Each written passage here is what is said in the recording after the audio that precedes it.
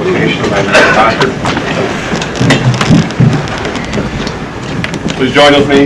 Dear God, another day has been given to us, and we acknowledge your presence in it. We are grateful for the privileges this day has brought, and for the opportunities of service which we have been given to us.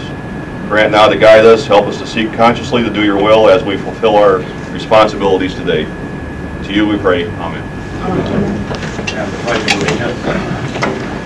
I pledge allegiance to the flag of the United States of America and to the republic for which it stands, one nation, under God, indivisible, with liberty and justice for all.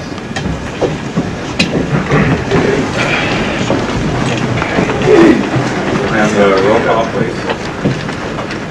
Mr. Tripp? Yes, Present. Mr. Washington? Present. Mr. Legess? Present. Mr. Stauffenberg? Mr. Whitten? Present.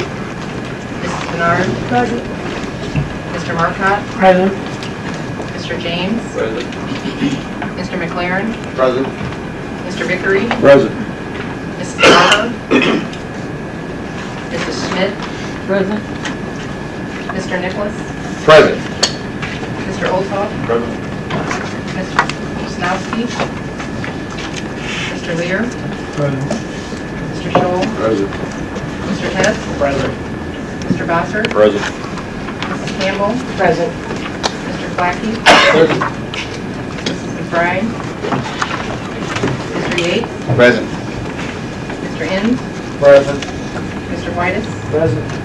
Mrs. Wilson? Mr. Dolan?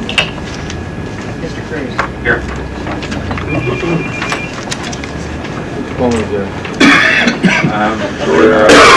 We have had 3 sign up for that. First is Mr. Snipe.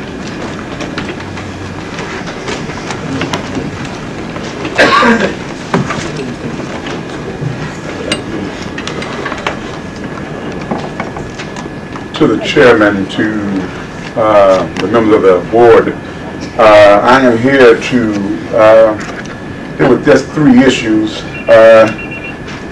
and I will try to be brief. The first one is dealing with you all talked about the legislated some type of fee into the court fees or whatever for like a youth. It was the Illinois Youth Agency that was here. And I need to know the particulars. Was it just to that particular youth agency, or was that a fee open to other youth agencies so that they can basically benefit as well versus just the one? It would be hard pressed to think that they just did it for the one, but you all discussed it, but no one had any definitive information. So if you can kind of give me some information and just mail it back to me. You have my address on that comment card.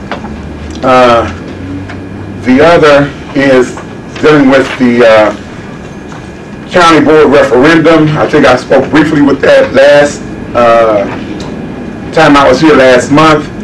I think you as county board members or whatever, and representatives of the people, since you swore to uphold the Constitution, and we found out that when you fought this battle, that the Illinois Appellate Court threw it back into the laps of the trial court, and then it was appealed to the Illinois Supreme Court, and they again put it back here at the trial court in the Mike Watson's case, and it was premised off of the Constitution. That when I sat on this board, I told you all that this was in the Constitution. I couldn't see it being defeated because they like you have sworn to uphold the Constitution. If you go against the Constitution, then what good is the Constitution?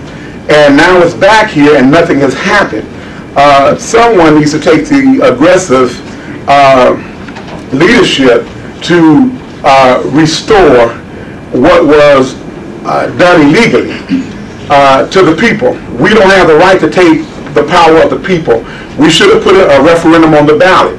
We did not. We just simply changed it to individual board member districts, and that was a no-no, as we see. So as individuals who are taking an oath to uphold the Constitution, the best thing or the righteous thing to do or the ethical thing to do is to make you can just make a motion and have it properly second to put it on the November ballot. That way it rights somewhat the wrong that was done or whatever, because at some point you're going to have to do it. Why not now? There's no sense of just continue to linger it and linger it and linger it on or whatever. The rights of the people shall not be abridged, and unfortunately it has been. The last issue that I basically had, the moment of silence. I see that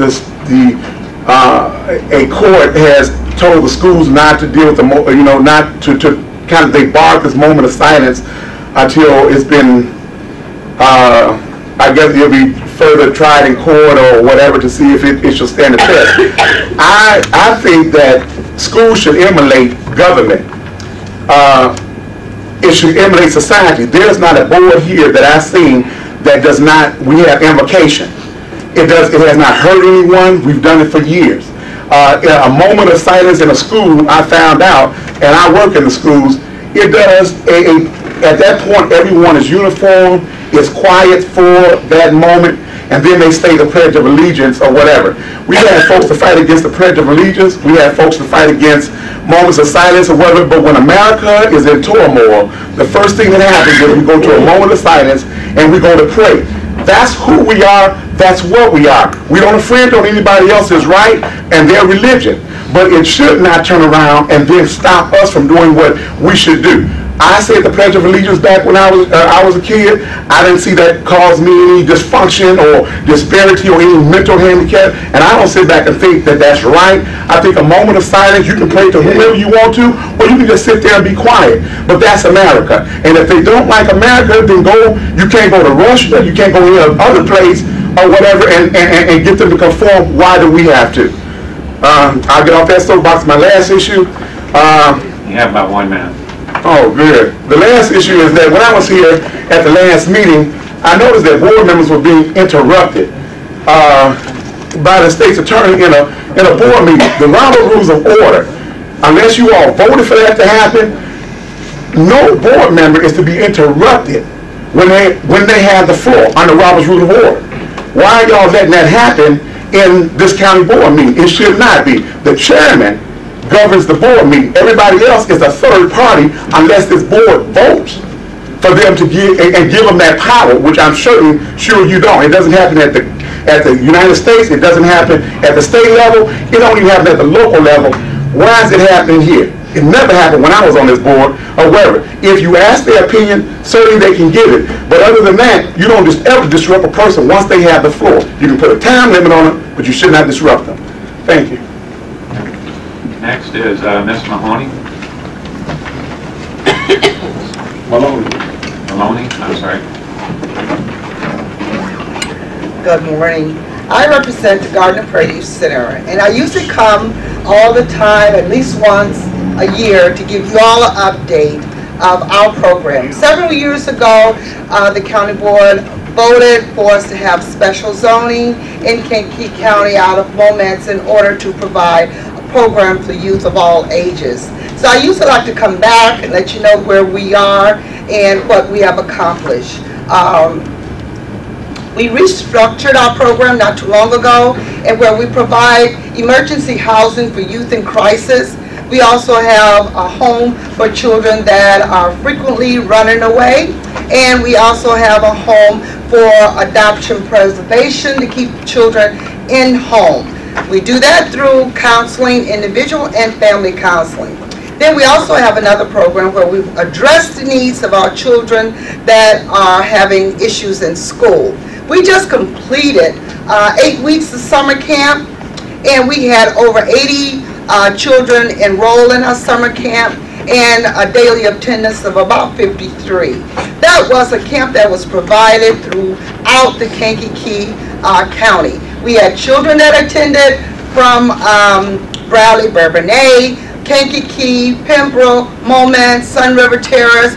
So we were very, very busy in doing that. We were able to provide these services to the children through partnership with KCSSI, where the children was provided breakfast, through Garden of Prayer, where we provided the tutoring that the children received 2 hours of tutoring every morning. And they also provided lunch, and we also provide transportation. So we're looking at the wonderful, I will say, the wonderful act of partnershiping within our county to provide the services to the children. We're going to continue to do that. The children also was able to receive life skill training workshop. Kankakee Police Department came in and did a workshop. The fire department came in, and also animal control. And we had a missionary from Africa that came in to do some, as you say, some training to the children. The Girl Scouts. And the Girl Scouts, thank you. So we were able to work together to provide services to our children. We're getting ready now to provide in-school mentoring, and we also run an after-school program in Moments, in Pembroke, and several schools in Kankakee. So we just want to thank the board for permitting us to do what we do. We're a nonprofit organization with a 501c3 status, and I just want you to know our children are not lost. And as we work together as adults, and as you would say, support our children, I'm sure we can have children that are worthy to be called Americans. Thank you. Thank you. And last is Mr. Runyon. Thank you, Mr. Chairman, county board members. I have just a couple of quick issues. I see that the county is subject once again to a state mandate that you must put a referendum issue on the ballot to increase the sales tax by 1% to support schools. It's unfortunate that you have to do that. However, in doing that, there's nothing that precludes you from subsequently passing a resolution opposing that 1% increase. It's not a 1%, it's a 16% increase. Highly regressive. Every man, woman, and child will pay that tax, and it'll go on in perpetuity.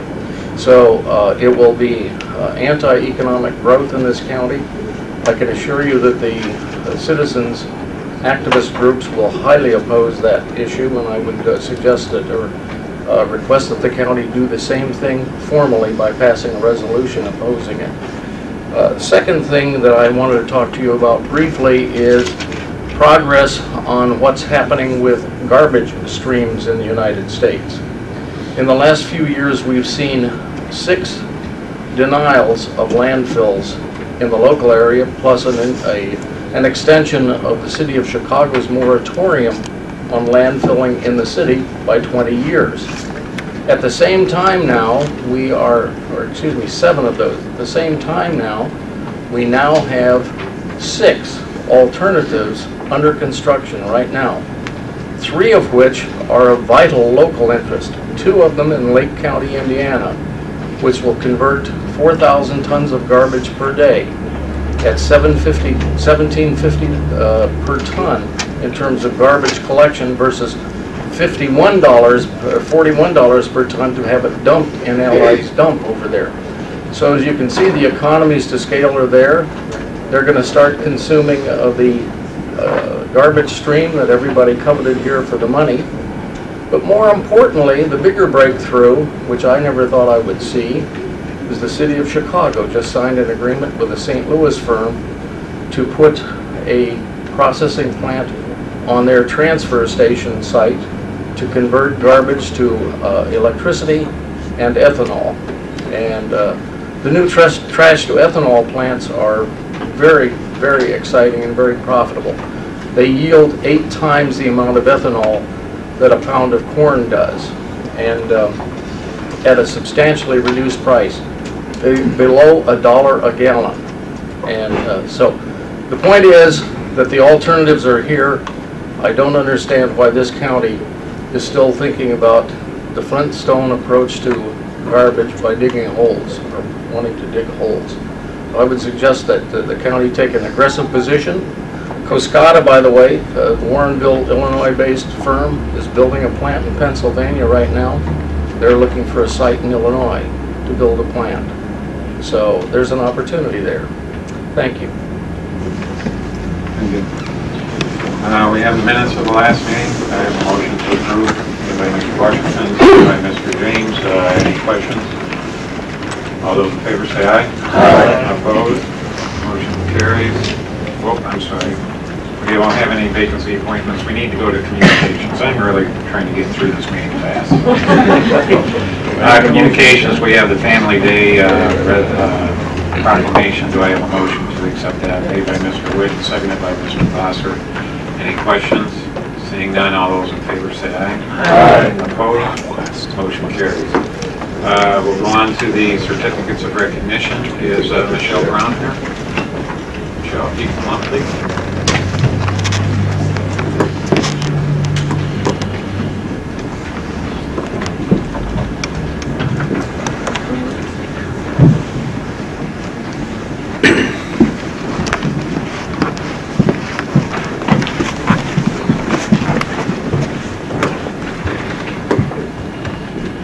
Michelle, in recognition of your 5 years of service with the State's Attorney's Office, we congratulate you on the work that you do for the county and especially for the State's Attorney's Office.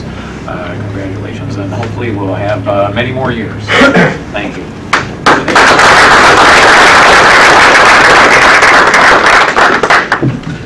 I want to thank Michelle for the work she does. She is in our victim witness unit, which we have moved out of the courthouse since I took office. They do a wonderful job assisting the people who have to come to court and testify on many of the cases that we have. And one of the most important things they do is they help them be comfortable prior to testimony, keep their anxiety down. They do a wonderful job, and as is true with all of my victim witness department, a majority of what she does is actually paid for by grants. So the county gets a great benefit from an outside source. Nice job, Michelle.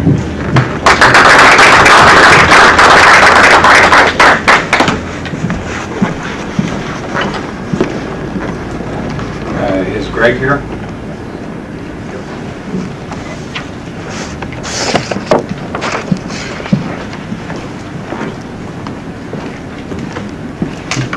Greg, in recognition of your 5 years of service with the Veterans Assistance Commission, thank you very much for all that you do. You have an important job for all of the people who have served our country well. So thank you very much, and hopefully many more years to come. Thank you.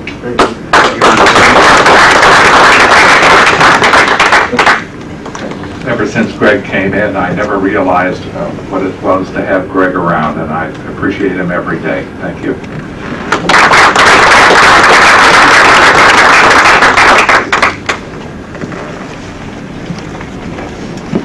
Is Lee here? Okay, and Jamie I know is here. Jamie.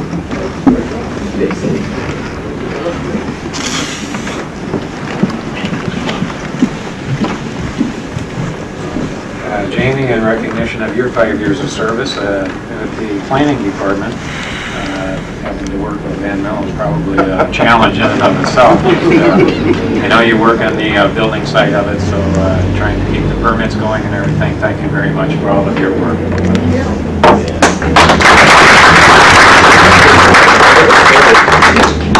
As many of you are aware, Jamie is our lead person on our contractor licensing program. One of the programs that doesn't get a lot of recognition, but is an extremely helpful program that went from about 200 licensed contractors to over 1,000 now, which requires a lot of record keeping, updating, and in fact, and over the course of the last couple of years, we've also been able to engage a number of our municipalities to participate in our own program. I think that's just reflective of the work that Jamie does, keeps things updated, and is a very valuable person in our department. And I want to thank you for that.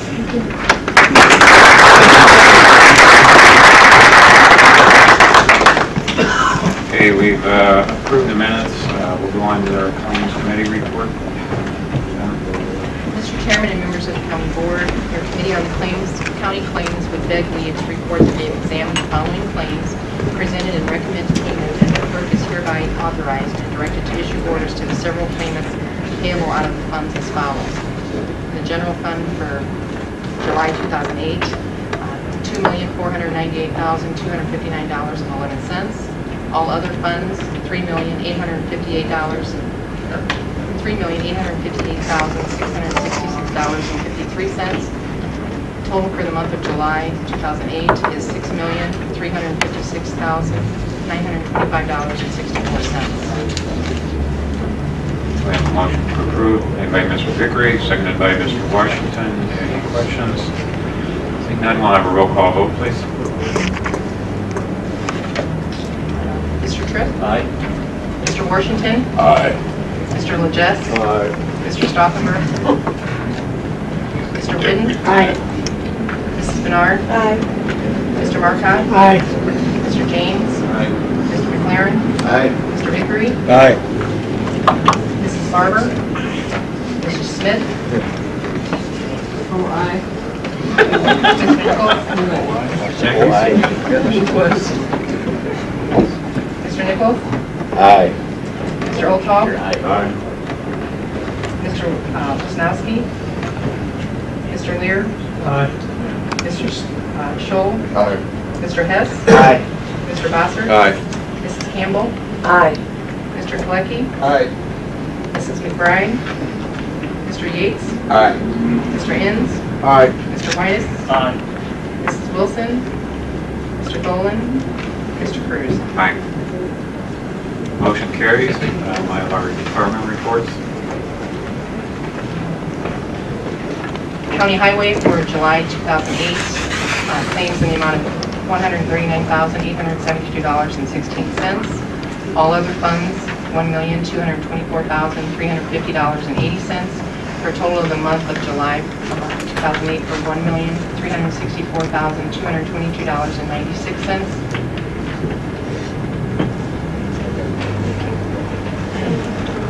Yeah. Yes. Okay, County Collector's Monthly Report.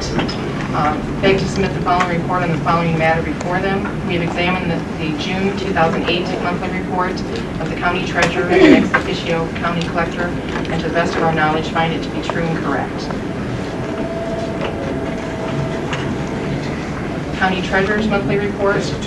We beg to submit the following report on the matter before them. We have examined the June 2008 monthly report of the County Treasurer and ex officio County Collector, and to the best of our knowledge find it to be true and correct.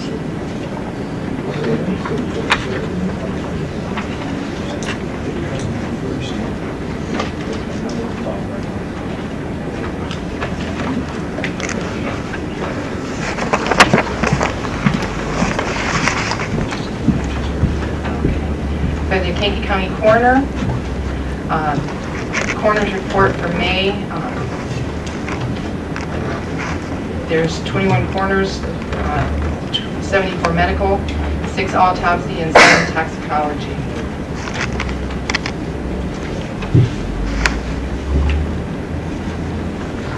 For a total of $1,025.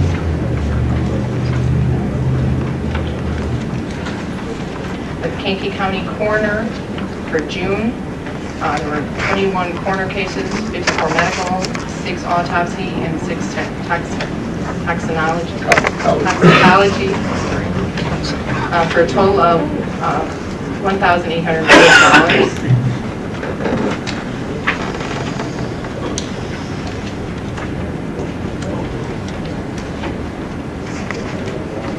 For the circuit clerk for the month of May,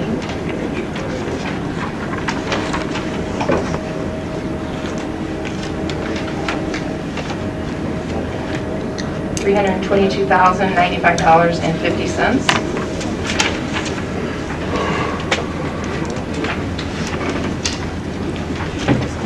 For the circuit clerk's June report, $318,402.38. Kankakee County Recorder of Deeds for the month of June, total cash available, $123,456. County Clerk's report for June, total received $15,087.95. Kankakee County Animal Control Department. Total for June is $28,858.67, and total animals handled 106.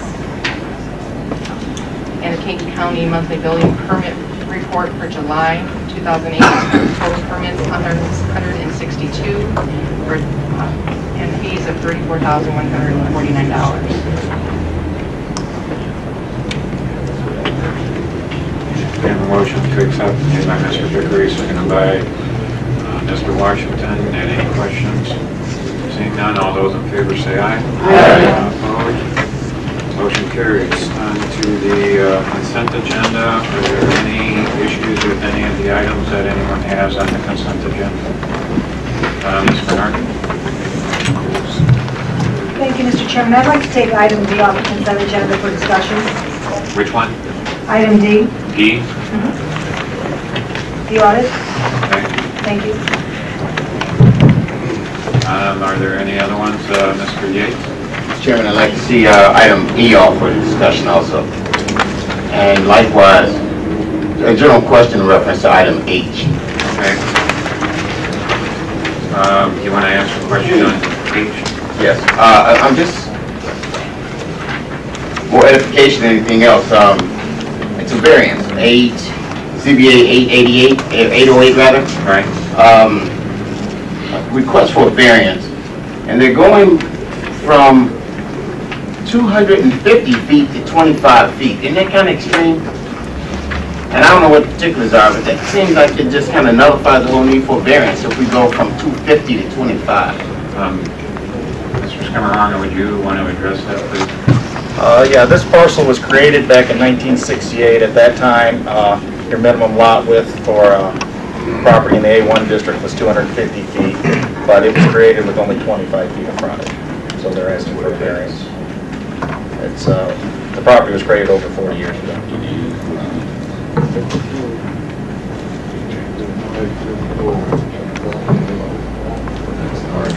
We're not getting into discussion on this. Mr. Yates has more questions about it. We will deal with that. Otherwise, we would need to pull it off on the regular agenda.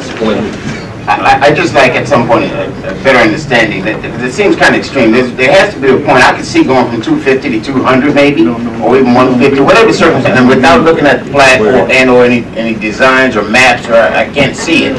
But I'm just kind of curious as to, are we nullifying the need for variances when we keep doing things to that extreme? Just a general question. If someone can educate me a little later, I appreciate it. Okay, thank you.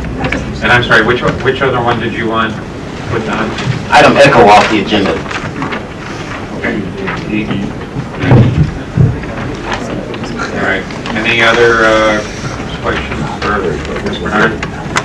Thank you, Mr. Chairman. A question on Riverbend West subdivision. Okay.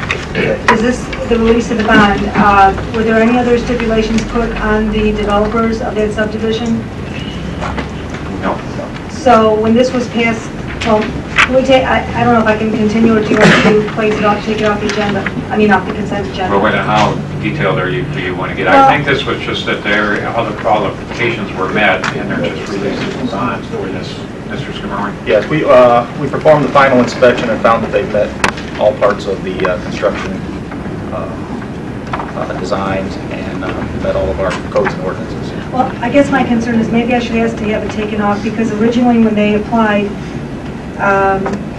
even the health department had recommended municipal water and sewer because of the high level of potential for contamination of the wells there. And it went through without those protections, and I am very uncomfortable voting to give any sort of stamp of approval to this project, given that the board chose to ignore the recommendations of the health department and pass this without those additional stipulations for the water and sewer. Okay.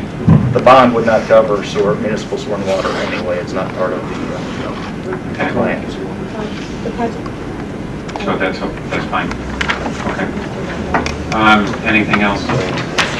All right, we will take item D and E off of the agenda and put it under the regular agenda. Would I have a motion to accept the consent agenda then? It is made by Mr. Rokoff, seconded by Mr. Whitten. Donna, would you read these into the record then, please? Okay, we have a resolution for county clerk declaration of punched cards as surplus and unwanted property. GIS license agreement between the County of Kankakee and the Illinois Transportation Archaeological Research Program. Holidays to be observed by the offices of Kankakee County for calendar year 2009. ZBA case number 08-05, text amendment to section 121-3, 121-295, 121-99, 121-208, and 121-209, wind energy conversion systems of the Kankakee County Code. ZBA case number 08-06, rezoning from C2 General Commercial District to I1 Light Industrial District. ZBA case number 08-08, variance to sections 121-99E, lot width in A1 district. Sandbar Estates subdivision, first edition, final plat. Riverbend West subdivision, second edition, release of bond. Grant application for the state of Illinois to fund the intergovernmental agreement for the Regional Planning Commission. Appointment of Richard Weeks to the Kankakee River Valley Forest Preserve District Board. Reappointment of Gene Richmond to the Kankakee County Board of Health. And reappointment of Joseph Bono to the Kankakee County Board of Health. Everything having been read into the record, we'll have a roll call vote. Mr. Jones? Aye. Mr. Washington? Aye. Mr. Legesse? Aye. Mr. Stauffenberg? Mr. Whitten? Aye. Mrs. Bernard? Aye. Mr. Marcotte? Aye. Mr. James? Mr. McLaren? Aye. Mr. Vickery? Aye. Mrs. Smith? Aye. Mr. Nichols? Aye. Mr. Olthoff? Mr. Lear? Aye. Mr. Scholl? Aye. Mr. Hess? Aye. Mr. Bossert? Aye. Mrs. Campbell? Aye. Mr. Colecki? Aye. Mr. Yates? Aye. Mr. Enns? Aye. Mr. Whitus? Aye. Mr. Cruz? Aye. Motion carries. We'll go on to item D then, the financial statements. We're going to have a motion to approve, accept, made by Mr. Bossert, seconded by Mr. Colecki. Discussion? Mr. Bernard? Thank you, Mr. Chairman. Going through this this audit, I noticed on page 41 that our pension costs have really increased dramatically in the last 10 years, almost tripling. The pensions for the regular pension have gone from $640,000 to $1.5 million. Just for the elected officials, pension costs have gone from $65,000 a year to almost $180,000 a year. And my concern is that our pension fund has been decreasing since FY03. That's when we had the highest level of $4.7 million. And earlier on in the page 15 of the audit, it says that property tax extensions were modified to cover this. What percentage are we talking about modification? And what does this mean to people's tax bills? What are we looking at that's indicated here? I really don't have the exact amount right now, but that's what we're looking at to help take care of the pension problem. So that'll be discussed as we're going through the budget, which we're doing right now. Then I had a couple of other questions with that. On the payroll for the IMRF, it gives the county's percentage, what they're contributing as part of the payroll. And it said that, on page 40, it said that the county contributed 63, am I reading that correctly? 63% of payroll was contributed to IMRF last year? It says here, the employer rates for calendar year 2007 were 9.49% and 63.07% respectively of payroll. I'll have Mr. McCarty answer that. Steve, Mr. McCarty, you have to use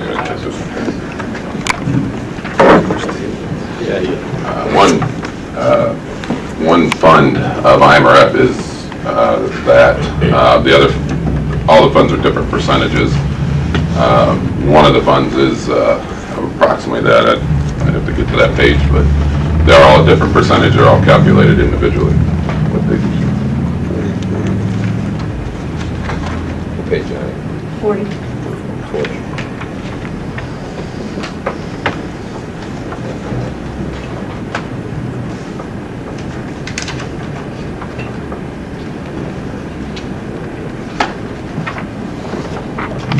I believe that one's the ECO, and the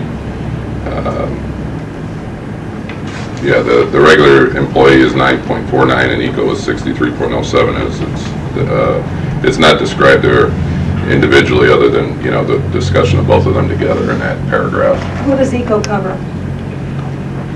Well, that's short for elected county official.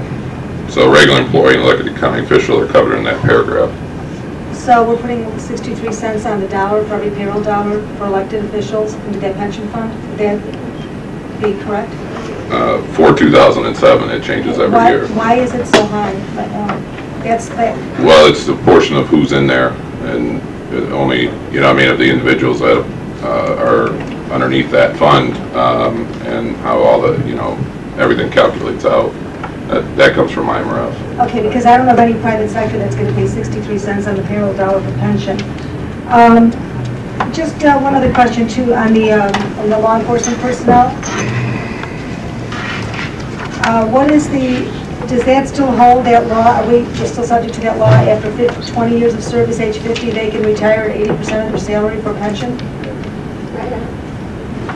I mean, yeah, I mean, there was approximately, yeah, but we're still under that, yeah. Okay, and so we have a separate fund to pay that as well. Yeah, I just wonder how long that's sustainable. Well, I mean, it's mandated. We have to figure it out. To answer your question on what was mentioned as far as the adjustment, it was an internal adjustment. You know, our cap funds are like a pie, and we've been adjusting the pieces of the pie to try to cover that. It doesn't, we cannot go any further than the cap. But we can adjust internally who gets what. Okay. And we've had to adjust the pension fund. Now, would the pension fund take precedent over the general fund? Our obligations under that? 5, 6 years from now, or 10 years from That's now? a local decision. I mean, and that we have our obligation to IMRF. You know, we don't have any choice of what we have to pay. So. All right, thank you, Steve. Any other questions? Seeing none, all those in favor say aye. Aye. Opposed? Motion carries. Item E, would I have a motion to approve item E? Made by Mr. McLaren, seconded by Mr. Kalecki. Mr. Gates? Mr. Chairman, I'm curious as to the motivation for this task force. Can someone explain that to me, first of all?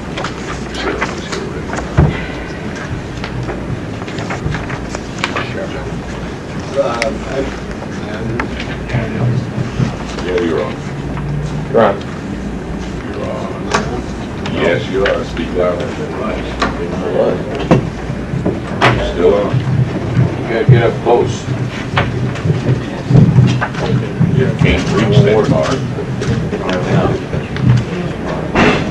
My understanding of the motivation behind this was I think there was certain funds that might not have been available through the old KMAG, that certain grants and that might become more available with this organization the way the restructure is, and they'll have a larger scope to go after rather than just on the road enforcement. So it's going to open it up a little bit more. And this is separate from KMAG itself, though? It won't... Correct. How many other task force do we have under this criminal justice, if you will, concept? There's no internet crime task force or something like that in the county? Specific to, Mr. Chairman, thank you. Specific to internet crimes, there is not a task force simply for that. There exists in Kankakee County at this time the KMAG, the Major Crime Task Force, which is the subject of this resolution. There is a Safe Neighborhood program, which is a partnership with the federal government, and we are part of the Tri-County Auto Task Force. And those are the ones that come to mind right now. Okay. To cut to the chase, here's my concern. I'm sure we're all aware of whatever indictment has been levied against the police chief from Grant Park. says that criminals are also sometimes, obviously, and I'm like, he's been indicted, if you will. I won't call him that. But it disturbs me when the so-called crime fighters are committing crime. Now, one of the things that caught my attention was another sheriff in the county that sheriff's response to this sheriff's alleged crime, police chief's alleged crime was, I'm talking police chiefs, not sheriffs. His response was, well, that's disappointing. That should be more than disappointing. These are people that are supposedly enforcing the law, and when those who are supposedly tasked and have the responsibility of enforcing the law are themselves engaged in flat-out criminal activity, and no one seems to know anything about it. And when we open another task force like this, it seems to me that we now are subjecting ourselves to whatever else any other so-called crime fighters are engaged in. Again, it's all allegations, so, and I'll stop right there. But it just begs this question, all these task forces, I understand the nature of now, in reference to a means of securing additional funding. But at some point, I hope we're asking ourselves a fundamental question. At what point is the pursuit of additional funding compromising us in some other area of law enforcement? Mr. Nicholas first. Good morning. Thank you, Mr. Chairman. Mr. Chairman, I'm fortunate that I have a family member who is a crime fighter in this county, and I'm very proud of him. And to indict the entire crime-fighting community because of one bad person who was caught and has not gotten away with anything is unfair. These gentlemen work very hard, and for one bad person out of the hundreds of crime-fighting people in this county to be indicted because of him is wrong by my fellow board member, and I think this is an excellent idea. It gives us a little more control of our own people in that way, and those kind of problems will hopefully be avoided because of that. Ms. Bernard? I can wait. I'll let Mrs. Campbell go first. No, go ahead. All right. Actually, looking at this, I'm a little concerned because this is only limited to Manteno. Okay? What? It says here right now, in the current form, Kankakee County Sheriff's Office, Manteno Police Department, and Kankakee County Sheriff's Attorney's Office, and other local law enforcement agencies as are authorized. I think I would be more comfortable if I saw more than Manteno already on board with this. I have no idea at this point because it's not listed in here. We don't know what kind of costs we're looking at. Public dollars are becoming more and more scarce, and I think it would be a little bit unfair if more money gets diverted toward the Manteno because of this. I don't know because we don't have all the particulars here in front of us, number one. Number two, piggybacking on to what Mr. Yates said, I think maybe we should wait a little bit and let the dust settle with what's going on because the allegations that did come up from the Grant Park chief involve activities that happened in Manteno. So I do have some concerns there. The other thing is the sheriff himself lives in Manteno. Are we looking out for the entire county or not? At this point, I would suggest we table this. Well, he did live in Manteno. Well, he doesn't anymore. Well, he doesn't anymore, but he has family there. But anyhow, but regardless, okay, regardless, while everybody's groaning here, the bottom line is that this is targeting Manteno. I would rather see this thing tabled, come back to us with more information, and maybe some other municipalities on board.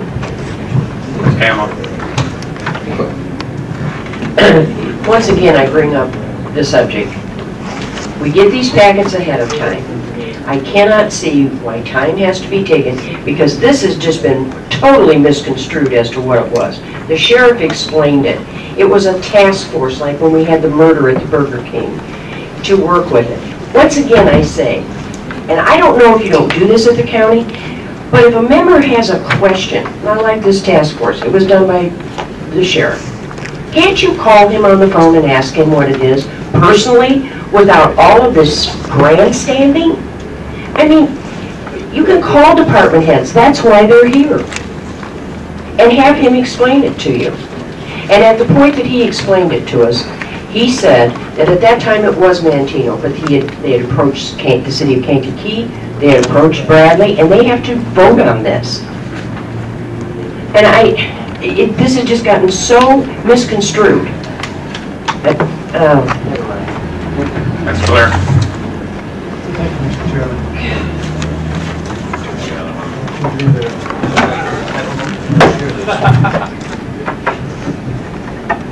Thank you, Mr. Chairman. At the Finance Committee, the presentation from the sheriff informed me of the fact that this major task force has a couple of positives that we need to consider. One, it allows the sheriff's office to work with other local police departments in a broader range of crime-fighting activities than the JPEG did. So that's an important step. He also indicated that this is a situation where at the present time the city of Kankakee does have, because it has a larger department, the ability to deal with some of these kind of major crimes that some of the other smaller communities don't. It is true also, as Mrs. Campbell said, that he has approached the police departments in some of the other communities in the county, and they're still in the process of deciding what they're going to do. I don't think we should hold it back because of political decisions made by the trustees of the various villages. If this is going to benefit people in the county and those municipalities that want to join, then we need to be participating and allow the village trustees of other communities to make their own decisions in terms of what they want to do. Mr. Washington. And the risk of being redundant, this was presented to us as a much broader approach to correcting major crime within the county. The Metro Force, the Metro Task Force, dealt mostly with drug and drug-related activities. This gives the sheriff and other organizations dealing with, combining with the sheriff, the opportunity to deal with other major crimes throughout the county and having that ability to move in those areas without having that restriction. That's simply what it is. It's got nothing to do with some police chief committing a crime and so on and so forth. Ms. Hertzberger or Ms. Smith? It's Schmidt. Thank you, Mr. Chairman. I just had a question because now I have a question. Is this something the sheriff is bringing forward, or is Mantino? Who started the sheriff did? And Mantino's the only one that he's approached so far that has... No, he's approached everybody. Okay, but Mantino's the only one that said yes. So far. And what's the extra funding? What's the additional funding that we can get because of this? I can't be specific about the additional funding because we haven't requested the grant funding yet, but this task force also allows us access to informational resources that we otherwise would not have. Like? Our partnership with the U.S. Marshal's Office, and beyond that. Well, like a database or something? Our partnership with the U.S. Marshal's Office and the information that they have, and I won't say any more. And you can't get that now as things stand? Not in the fashion we can get, not in the timeliness that we can get it with our partnership and with our intergovernmental agreement and our task force, no. Anyone else for the first time? Ms. Bernard? Thank you, Mr. Chairman. Regardless, we don't know what this is going to cost us. We don't have a price tag in here. We don't even have anything in here indicating how we're going to know how our resources are being used. Which there's no such thing as a free lunch. It would be really good if we had that information to make a decision, make an informed decision. And number two, just very quickly, I just wanted to point out that I really believe the public's business belongs out in the public. Not behind closed doors, not making a phone call. If I have a question to ask about public business, I'm going to ask it out in the public. Mr. Flecky? I would just like to comment that my district, District 3 in the eastern portion of Kankakee County, is very rural. The majority of it is rural, and we depend on the Sheriff's Department to, serve and protect us because we are an unincorporated Kankakee County, and we have the only other jurisdiction that can help is the state police department, and they are few and far between at most points. I would just like to say that any kind of arrangement we can make that will better serve the people in the county.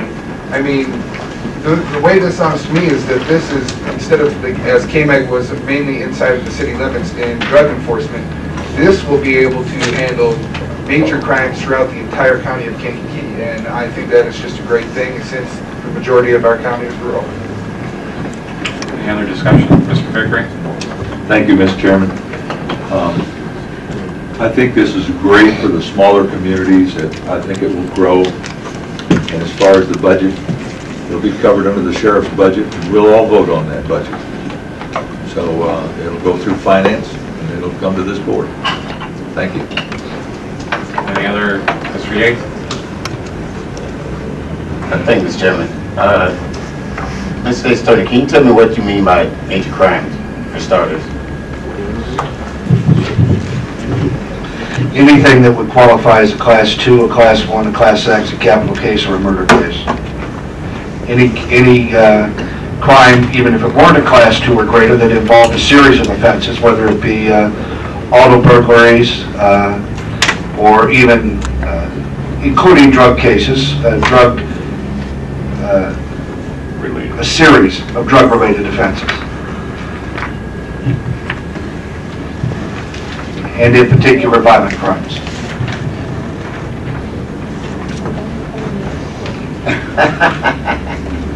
Right there. I'll just make this statement. And, I found since I've been on this board that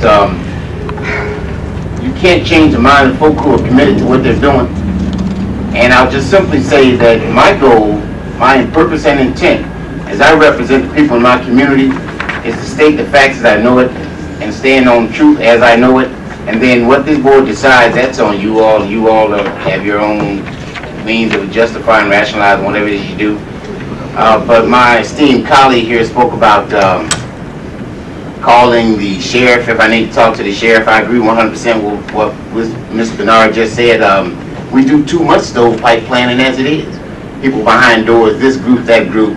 And as a result, the real business never comes out because we find every means of addressing it through all these other different channels. And if we come together as a board, this is a time when we're supposed to bring these things to the surface. But yet, and I hear all these political concepts, buzzwords, due diligence, and the fiduciary responsibility, and all this crap, excuse my language, crap. But then when the process of doing those very things, board members seem to have a problem with it. Now, I did not make an indictment, a sweeping indictment against the police department. I pointed out an individual who had been indicted by the U.S. by the Department of Justice, and that's not speculation; that's fact. Now, if this fast forward, this committee, this task force had been created 3 months ago, the very individual that we'd be working with would be one of those committing crime. So, I mean, help me out if I'm wrong about that. He would have been one of the ones that the state's attorney's office would have been working with, and the sheriff's department would have been working with to do crime fighting. And the crime fighting was right there in his own pocket. I think we're, and yeah, he's an individual. But this individual, and the commission, this wasn't a 1 or 2 time entry. What he did was, quite frankly, a slap in the face to anybody who's in law enforcement. It should have been, not just the law enforcement, the public interest altogether. But now everybody seems to want to look the other way and say, well, he's an individual off on the side by himself.